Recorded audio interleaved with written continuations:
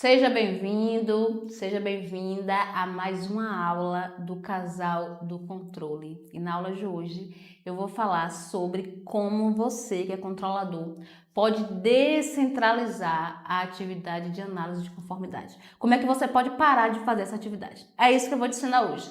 Como é que você vai deixar essa atividade para trás? Você vai deixar essa atividade para 2025? Como é que você vai parar de fazer isso na sua controladoria? Vou te mostrar as estratégias que eu aplico com os meus clientes e que você também pode aplicar aí na sua controladoria.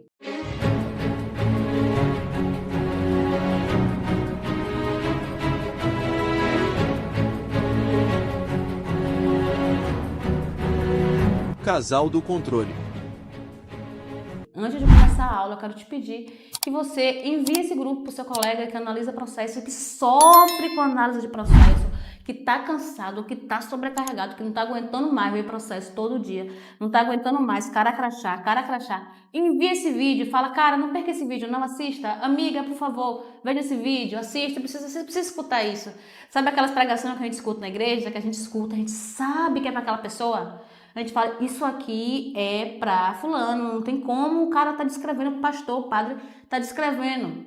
Então é a mesma coisa que eu vou falar aqui, eu tenho certeza que vai tocar muito o seu coração, que vai tocar muito a realidade de muita gente que sofre com isso. Então envie esse vídeo para o seu colega, para sua amiga, envie esse vídeo lá na rede que você participa, no seu estado, no grupo de controladores do seu estado, nas comunidades que você faz parte, porque isso aqui é patrimônio. Isso aqui é patrimônio. Eu vou trazer aqui, gente, eu vou trazer joias para você.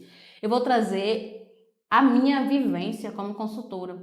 Então, conteúdo inédito, imperdível, compartilhe com quem precisa também ver esse conteúdo, com quem precisa receber esse conteúdo. E aí, qual é a realidade, que eu vou trazer aqui hoje? Vou mostrar para você como parar de analisar processo.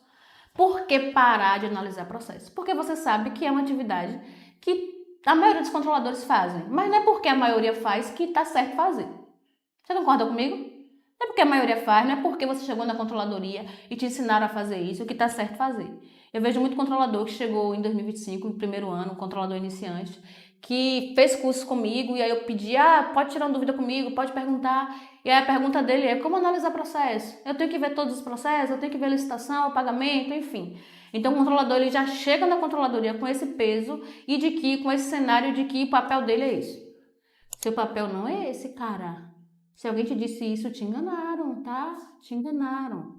Teu papel não é analisar processo, teu papel é macro, teu papel é atuar em todas as áreas da gestão, teu papel é fazer auditoria, teu papel é fomentar a integridade, é ajudar a prevenir corrupção, teu papel é fomentar a ética pública, teu papel é fazer auditoria, atuar na terceira linha, é atuar com transparência, é fazer consultoria, é organizar as áreas da gestão. Teu papel é estar em secretaria, ajudando a organizar aquela secretaria. Esse é teu papel. O teu papel não é de conformista da gestão, não é, ok? Obviamente com respeito que tem alguns tribunais que têm normas que obrigam o controlador a fazer isso, como o TCM Pará, o TCE do Piauí, tem alguns que têm normativas específicas que pedem que o controlador coloque o parecer ali. Mas fora isso, não é o teu papel fazer isso, tá? Quem tem que fazer conformidade são as próprias unidades da primeira linha. E aí no vídeo de hoje eu vou te mostrar como parar, Foi isso que eu disse pra você, é isso que eu vou te ensinar. Te mostrar como parar de fazer isso. Primeira coisa que você tem que fazer, entender o contexto. Entender o contexto de por que você realiza essa atividade. Quando você chegou na controladoria? Quando você passou no concurso? Ou quando você foi nomeado para o cargo? Quando você chegou na equipe, essa atividade já existia ou não? Por que essa atividade ela é feita? Ela é uma demanda do tribunal, como eu trouxe há pouco? É o tribunal que obriga? É o tribunal que exige? Ou é uma demanda do prefeito, da prefeita, do presidente da Câmara, eles que exigem que tenha essa análise, eles querem essa segurança, essa falsa sensação de segurança, e aí por isso que você faz? É porque você chegou, o controlador antigo, a controladora antiga fazia e você deu continuidade? Por que você faz? O primeiro ponto é esse, é entender o contexto. Como a gente trabalha com o Brasil inteiro, a gente trabalha muito entendendo contextos, porque cada contexto tem uma especificidade, cada contexto é uma estratégia diferente, cada contexto é uma metodologia diferente. Então a gente atua de acordo com o seu contexto. E aí se você quer parar de analisar, o primeiro ponto é entender qual é o teu contexto, qual é o teu cenário, porque tu conhecendo o teu contexto, o teu cenário, tu consegue pensar em como mudar essa atividade, em como parar de fazer. O segundo ponto é mapear como essa atividade funciona na prática. Atividade, por exemplo, se você analisa processo licitatório, na tua rotina e na gestão do município como um todo, como é que funciona a gestão de processo licitatório? Quais são os setores que cuidam disso? Na secretaria tem setor que faz a parte do planejamento da contratação, que faz ETP, que faz TR, que faz pesquisa de preço, que faz DFD. Tem um setor de planejamento na administração central. Tem um setor de licitação e um de planejamento, ou é a licitação que faz tudo, licitação faz DFD, faz ETP, faz TR, faz pesquisa de preço, faz edital, faz... Como é que funciona? Você precisa entender essa dinâmica, entender e desenhar, escrever sobre isso. Como é que funciona isso no teu órgão? Por que tu precisa entender isso? Porque se tu quer parar, tu precisa entender todo o fluxo, desde o nascimento do processo até o final, para tu entender se tu realmente é necessário nesse fluxo, para tu entender qual é a maturidade desse fluxo, qual é a maturidade das pessoas que cuidam disso, qual é a maturidade dos setores que fazem isso. Então tu tem que ter esse mapeamento de entender qual é a tua realidade. Ok. Entendeu como é que funciona? Tu vai para o terceiro ponto, que é fazer uma autoanálise do trabalho da controladoria. Dentro dessa perspectiva de como funciona hoje, de qual é o histórico. O teu trabalho, ele agrega enquanto? Como é o teu trabalho? O que é que tu faz exatamente? Aline, eu olho todos e passo. Aline, eu olho e faço parecer. Aline, eu olho, mas não faço parecer, não faço nada, eu só olho. Aline, eu pego de vez em quando. Aline, eu pego todos. Tem que entender, essa atividade que tu faz é exatamente o quê? Quanto tempo tu gasta fazendo essa atividade? E, principalmente, qual é a efetividade dessa atividade? Se pergunte, se questione. Se você parar de olhar, será que vai ter muita irregularidade? Será que o processo vai ficar muito frágil? Será que o trabalho que você está fazendo realmente está dando resultado?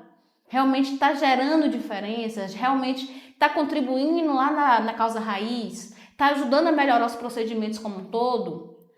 Analise, faça uma autoavaliação desse trabalho que você faz. Esse trabalho que você faz está dando resultado? Qual é a outra forma de fazer esse trabalho sem te sobrecarregar tanto? Então reflita sobre você, reflita sobre a rotina da controladoria. Porque aí, você conseguindo fazer isso, você consegue pensar as estratégias. E aí agora a gente chega na parte mais importante, que é definir qual é o melhor caminho que a tua controladoria vai adotar, de acordo com o teu contexto. Então, assim, não existe receita pronta, não existe mágica, não existe passo a passo correto para fazer isso na tua controladoria, porque vai depender do teu contexto. Vai depender de como tu trabalha, vai depender do contexto dessa atividade, vai depender de como os setores funcionam. Vai depender desses três contextos. Então, tu se debruçando, estudando, escrevendo esses três contextos, aí agora tu vai ter ideia do que é que tu vai fazer. De qual vai ser o melhor caminho para você tirar essa atividade da controladoria, ok? Então, com base no contexto, você pensa no caminho, você pensa na estratégia. E aqui eu trouxe algumas estratégias que você pode avaliar qual é que melhor se adequa para você ou elas em conjunto se adequar. Um contexto, Aline, olha só, para eu parar de fazer essa atividade é complicado, mas eu também quero fazer as outras. Eu não quero ficar refém dessa atividade o tempo inteiro. Eu não quero ficar só vendo processo, eu quero fazer outras atividades, eu quero fazer auditoria, eu quero trabalhar com integridade, eu quero trabalhar com transparência. Ok. Um caminho é você reforçar a equipe. Você mantém a equipe que está hoje fazendo o que faz, você vai criar tipo um núcleo de conformidade na controladoria. Esse núcleo ele vai fazer somente atividade de conformidade e aí vem outras pessoas para fazer as outras atividades que a controladoria também tem que fazer. Então é a escolha de Sofia. Você acha que você não pode parar, ok, mas você tem que fazer as outras atividades. Encontre caminhos então para você fazer as outras atividades, trazendo pessoas para fazer as outras atividades. Principalmente a auditoria. E principalmente porque quem faz auditoria não pode fazer conformidade, porque aí fere o princípio, da segregação de funções. Então esse é o primeiro caminho que você pode trilhar para estruturar essa atividade de descentralização da conformidade. Um outro caminho é, Aline, o meu município ainda não tem maturidade para eu parar de fazer totalmente. Eu ainda quero continuar olhando, mas eu não tenho tempo, eu não tenho equipe, eu não quero ficar refém disso olhando todos os processos, então eu vou olhar por amostragem. Eu vou estabelecer uma metodologia e a gente já trabalhou com essa estratégia com alguns clientes que têm uma gestão um pouco conservadora e que queria manter de alguma forma a verificação desses processos. Então a gente implementou a metodologia que a gente chama, que nós criamos, a autoral da Consinter, auditoria contínua de processo. E aí nessa auditoria contínua, o controlador, através de critérios de materialidade, relevância, risco, a gente tem toda uma matriz de seleção de processos, de seleção de contratos, E aí, dentro dessa matriz, ele vai selecionar aqueles contratos que são prioritários, aqueles processos de contratação que apresentam maior risco para a gestão, que têm a maior relevância, e aí ele vai se debruçar somente sobre esses. Então, esse é um caminho. E aí, se você escolher esse caminho de ver por amostragem, para você ter tempo para outras coisas, mas concomitante, ver alguns processos específicos, você precisa organizar isso, ok? Tem uma outra alternativa, que é criar unidades setoriais de controle interno. Essa é uma alternativa que eu tenho mais feito junto com os meus clientes. Porque essa atividade, realmente o controlador para totalmente. Aline, eu quero parar totalmente, eu não quero ver nenhum processo. Essa aqui é a perfeita. Por quê? Você vai ter pessoas nas secretarias fazendo esse trabalho. Então, você vai designar, você não, secretário, né? Mas com toda a sua base metodológica que você, controlador, vai construir. Então, cada secretaria teria um agente setorial, um servidor, e esse servidor faria esse controle de conformidade dos processos da secretaria. Então, os processos de pagamento da secretaria, por exemplo, esse servidor faria análise. Os processos licitatórios da secretaria, esse servidor faria análise, e outras atividades que a controladoria também pode descentralizar para a secretaria. Obviamente que isso não é feito de maneira solta, tem que ser uma pessoa responsável. Esse servidor ele vai continuar tendo vinculação técnica com a controladoria e tudo mais. Mas o fato é que você também tem que construir essa base. Então, o caminho é esse, as unidades setoriais. Tem um outro caminho também, que é unidade de conformidade nos setores. Além do que é uma unidade de conformidade, é uma unidade de segunda linha.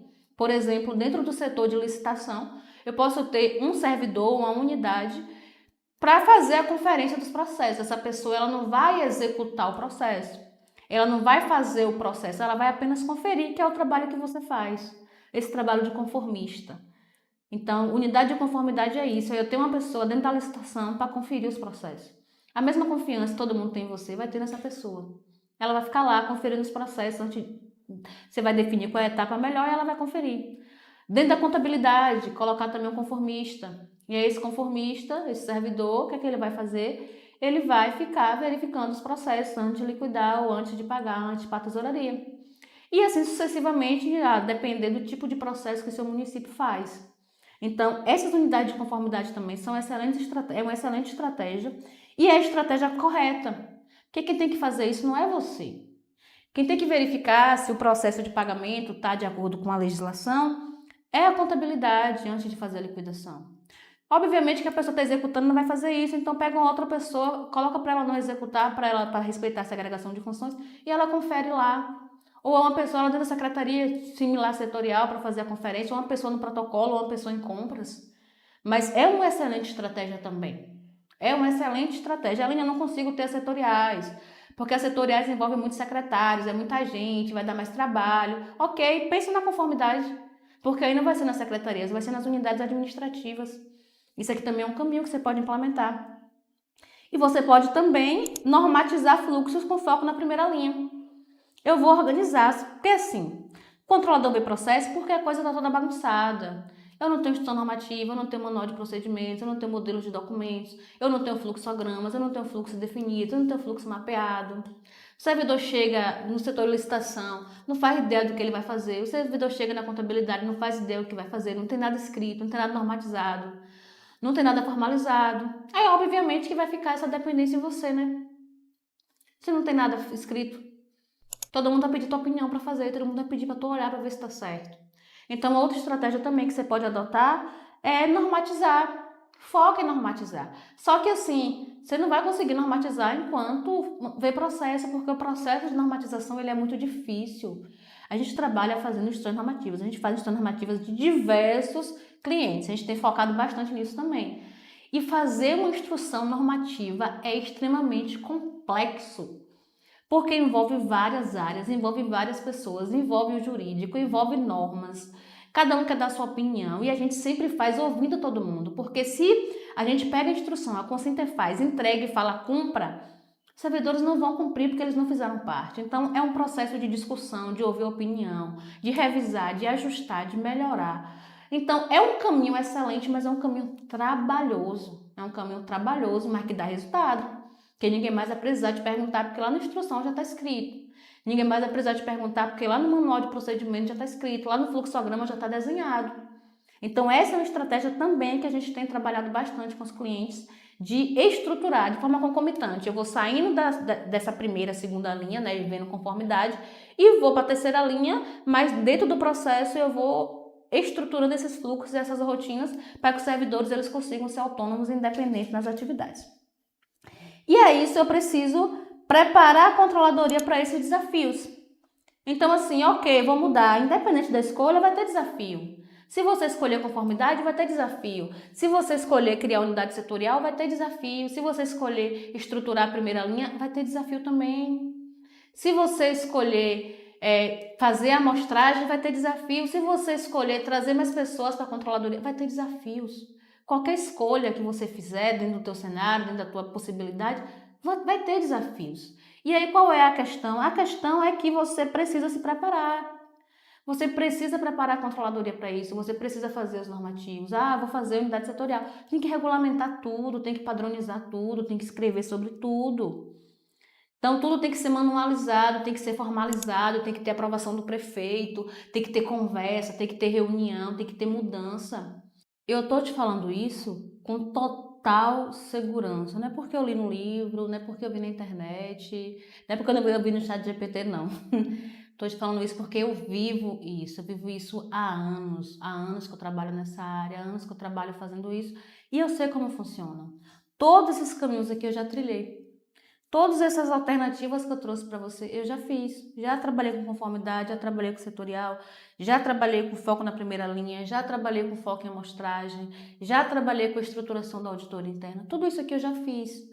Eu sei como fazer, eu sei como fazer funcionar. Só que isso vai depender do teu contexto, vai depender do teu cenário, vai depender da tua realidade. E aí você tem dois caminhos, você pode pegar tudo isso aqui que eu trouxe e realmente implementar e realmente fazer acontecer. E você sozinho, com dificuldades, sem tempo, fazendo um negócio genérico, ou você pode fazer uma coisa que realmente funciona, uma coisa que realmente tem dado certo. Você pode pegar a nossa expertise, tudo que a gente já fez e replicar no seu órgão de acordo com a tua necessidade, de acordo com o teu contexto e fazer realmente um trabalho que dê certo, um trabalho que funcione para te livrar dessa atividade da análise de conformidade, para te mostrar que existem outros caminhos. Fico tão feliz quando eu vejo as controladorias modernas, quando eu vejo meus clientes fazendo coisas novas, coisas inovadoras. E você também pode ser um deles, você também pode fazer isso no seu trabalho. Basta você querer tomar essa decisão e querer realmente enfrentar esse desafio. Eu amo desafios. Você gosta de desafios? Você gosta do novo, do diferente? Se você gosta, entre em contato comigo, entre em contato com o Rafael, entre em contato no número que vai aparecer aí na descrição desse vídeo e a gente conversa e você passa a sua realidade pra gente, tá? E eu te espero na próxima aula. Semana que vem tem conteúdo novo, semana que vem tem aula novamente, conteúdo inovador, conteúdo moderno e eu te aguardo lá. E mais uma vez, se inscreve, não se esqueça de se inscrever para você receber esse conteúdo e para esse conteúdo chegar para mais pessoas que precisam também ouvir isso que você ouviu hoje. Então se inscreve, ativa o sininho da notificação para você ser avisado quando tem vídeo novo, para você continuar nos acompanhando e aprendendo cada dia mais estratégias de modernizar e estruturar a controladoria municipal.